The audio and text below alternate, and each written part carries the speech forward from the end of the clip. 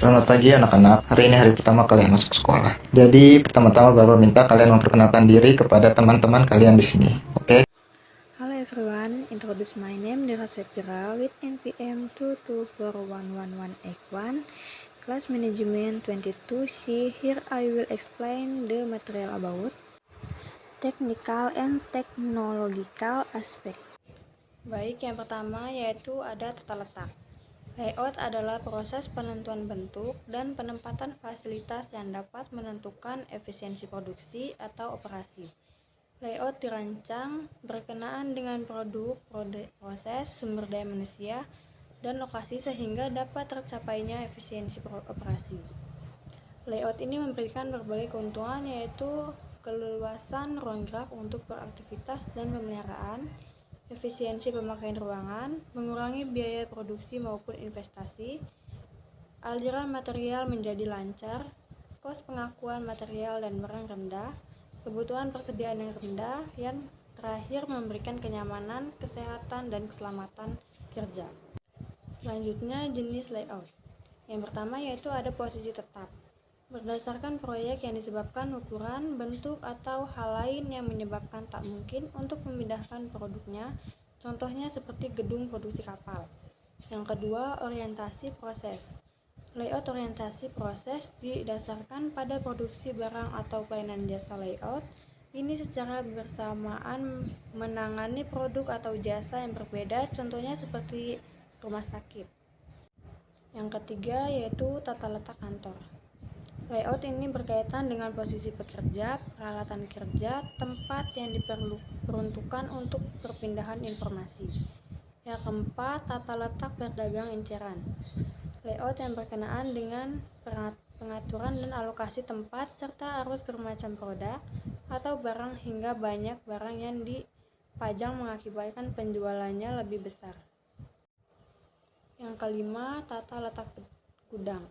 Layout ini ditunjukkan pada efisiensi biaya penanganan gudang dan memaksimalkan pemanfaatan ruangan gudang. Tujuan dari layout ini adalah untuk memperoleh optimum trade-off antara biaya penanganan dan ruang gudang.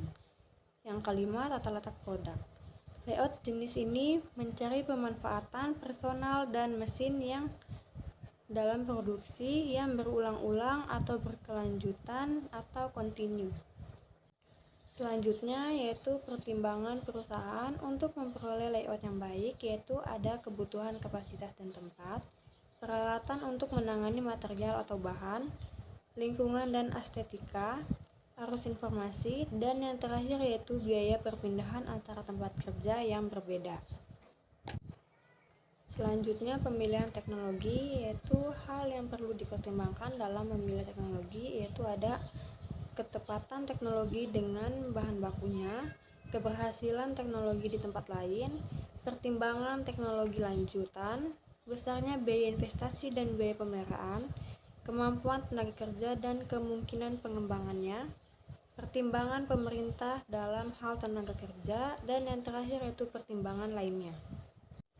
Selanjutnya yaitu ada beberapa aspek teknis dan teknologi yang dianalisis dalam studi kelayakan bisnis adalah desain produk atau jasa, meliputi evaluasi desain produk atau jasa yang akan ditawarkan, termasuk spesifikasi teknis, desain estetika, dan keamanan produk. Selanjutnya kemampuan produksi, meliputi evaluasi kemampuan perusahaan dalam menghasilkan produk atau jasa, termasuk kapasitas produksi, proses produksi, dan efisiensi produksi. Sumber daya teknis meliputi evaluasi sumber daya teknis yang diperlukan untuk menjalankan bisnis, termasuk peralatan mesin dan perangkat lunak yang diperlukan.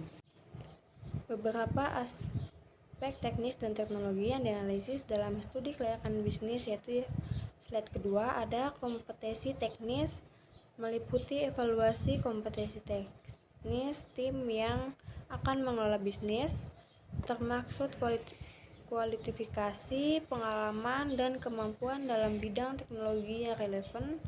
Ketersediaan teknologi meliputi evaluasi ketersediaan teknologi yang diperlukan untuk menjalankan bisnis, termaksud ketersediaan teknologi di pasaran, biaya, dan lainnya.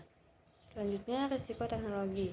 Standar industri meliputi evaluasi standar industri yang berlaku dan bagaimana produk atau jasa yang akan ditawarkan memenuhi standar tersebut. Baik, yang terakhir yaitu ada kesimpulan dari aspek teknis dan aspek teknologi adalah dua elemen yang saling melengkapi dalam berbagai bidang atau proyek.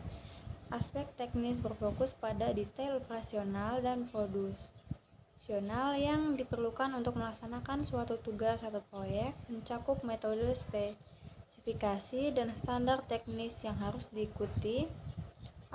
Aspek teknologi berfokus pada aplikasi dan pengembangan alat, mesin, dan sistem teknologi yang digunakan untuk mendukung atau meningkatkan pelaksanaan tugas atau proyek tersebut. Keduanya penting untuk memastikan bahwa sebuah proyek berjalan dengan efisien, efektif, dan sesuai dengan standar yang ditetapkan.